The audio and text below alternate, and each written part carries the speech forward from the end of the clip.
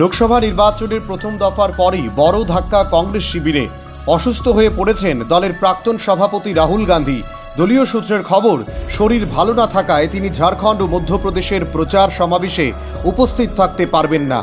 রাঁচিতে India জোটের mega সমাবেশ রয়েছে, সেখানেও যেতে পারবেন না রাহুল গান্ধী।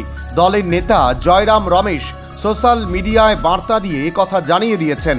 জয়রাম রমেশ লিখেছেন, রাহুল গান্ধীর সাতনায় একটি প্রচার মিছিলে যোগ দেওয়ার কথা ছিল, অন্যদিকে রাঁচিতে ইন্ডিয়া জোটের মেগা সমাবেশেও তার ভাষণ দেওয়ার কথা ছিল, কিন্তু হঠাৎ তিনি অসুস্থ হয়ে পড়েছেন, তাই দুটি অনুষ্ঠানেই তিনি যোগ দিতে পারছেন না।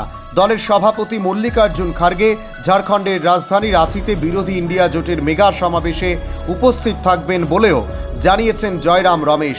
কংগ্রেস সূত্রের খবর, রাহুল গান্ধী দিল্লিতে রয়েছেন, হঠাৎই তিনি অসুস্থ হয়ে পড়েন, আর সেই কারণে এই সময় তিনি দিল্লি ত্যাগ করতে পারছেন না। তবে তার কি হয়েছে তা নিয়ে কোনো কথা বলা হয়নি দলের তরফ থেকে।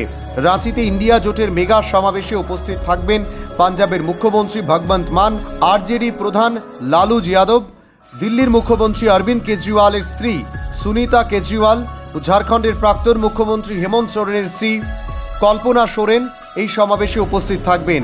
সমাবেশের নাম রাখা হয়েছে উলগুলার ন্যায়, বাংলা করলে হয় অভ্যুত্থান ন্যায় সমাবেশ।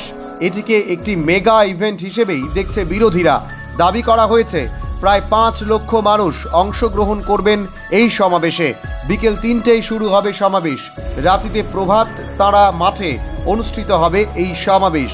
এটি ঝাড়খণ্ডের মুক্তি মোর্চা লোকসভা নির্বাচনে শক্তি প্রদর্শনের সভা হিসেবেই দেখছে জেলবন্দি হেমন্ত সোরেনের অনুগামীরা।